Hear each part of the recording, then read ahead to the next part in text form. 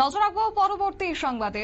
চলছে রাজ্য বিধানসভার অধিবেশন এবং সেই অধিবেশনে উঠে এলো একাধিক তথ্য। তারই মধ্যে যে অপরাধ সংক্রান্ত বিষয় তা কিন্তু কমে গেছে বিগত দিন থেকে, যে তথ্যটা তুলে ধরলেন রাজ্যের মুখ্যমন্ত্রী। অবশ্য 2024 সালে রাজ্যে মানব পাচারের ঘটনা ঘটেছে মাত্র একটি, অন্যদিকে 2 বছরে রাজ্যে কোনো গণধোলাইয়ের বা কিংবা খুনের ঘটনা ঘটেনি। বিরোধী দলনেতার প্রশ্নের জবাবে বিধানসভায় এই কথাই জানিয়েছেন মুখ্যমন্ত্রীর দপ্তর। বিস্তারিত যাব, আমাদের সঙ্গে যুক্ত হয়ে গেছে প্রতিনিধি সম্রাট চৌধুরী। সম্রাট, কি বলবে?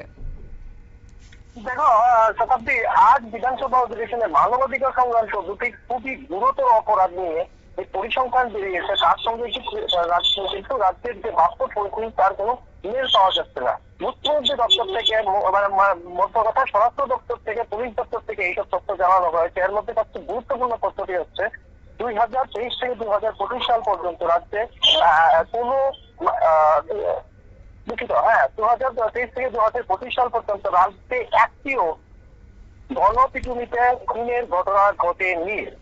তখন এই বিষয় হচ্ছে একটিও খুনের ঘটনা ঘটেনি গণপিটুনিতে। অথচ আমরা জানি সাম্প্রতিক স্মৃতিতে আমাদের যে রয়েছে, সম্প্রতি মেলার মাঠে একটি ঘটনা আমরা লক্ষ্য করেছি, যেখানে একটি উন্মুক্ত যুবক মেলার মাঠে একটি মোবাইলের দোকানে যায়। সেখানে মোবাইলের দোকানের মালিকের সঙ্গে তার কোনো একটি বিষয় নিয়ে বাকবিতণ্ডা হয়।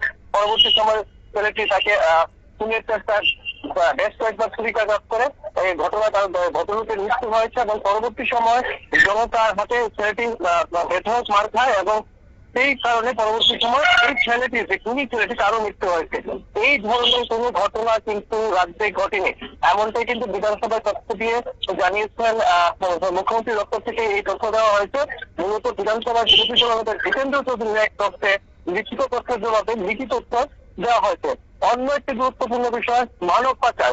ত্রিপুরা আমাদের রাজ্যের প্রায় চারদিক থেকেই বাংলাদেশ সীমান্তে আমরা ঘেরা রয়েছি। সামান্য একটি অংশ আসাম এবং মিজোরামের সঙ্গে সংযুক্ত থাকায় আমরা মূল ভারত ভূখণ্ডের সঙ্গে যোগাযোগ রাখতে পারি। এবং এই যে আন্তর্জাতিক সীমানা, এই আন্তর্জাতিক সীমানা দিয়ে কিন্তু প্রায় প্রত্যেক দিন মানব পাচার হচ্ছে।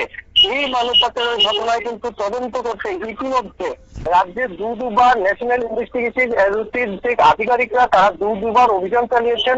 রাজ্য পুলিশকে একরকম ঘুমিয়ে রেখে, কোন ধরনের ভরসা না করতে পেরে একরকম ঘুমিয়ে রেখে, রাজ্য পুলিশকে ঘুমিয়ে রেখে এই অভিযান চালিয়েছেন এবং বেশ কিছু লোককে কিন্তু গ্রেফতার করা হয়েছে। এবং তাদের বিরুদ্ধে অভিযোগ কি, তারা মানব পাচারের মতো গুরুতর অপরাধের সঙ্গে জড়িত।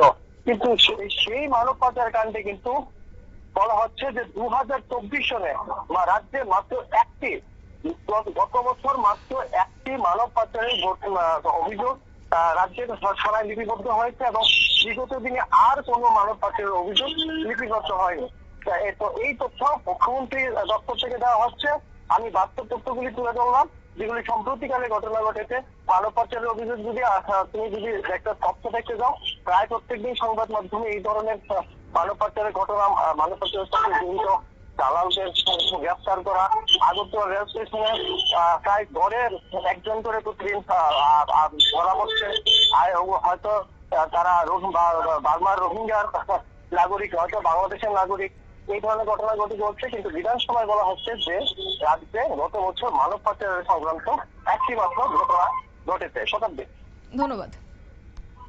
আপনারা শুনলেন এবং আমাদের প্রতিনিধির বক্তব্য। কার্যত আজকে বিধানসভা অধিবেশনে একটা শোরগোল সৃষ্টি হয়েছে বিরোধী দলের বক্তব্যে, এবং তারপরে এই বিরোধী দলের যে অভিযোগটা করেছেন, তারপরে মুখ্যমন্ত্রী দপ্তর থেকে সেই অভিযোগের এক প্রকার পাল্টা জবাব দেওয়া হয়েছে। নিয়ে নিচ্ছি ছোট্ট একটি বিজ্ঞাপন বিরতি, সঙ্গে থাকুন।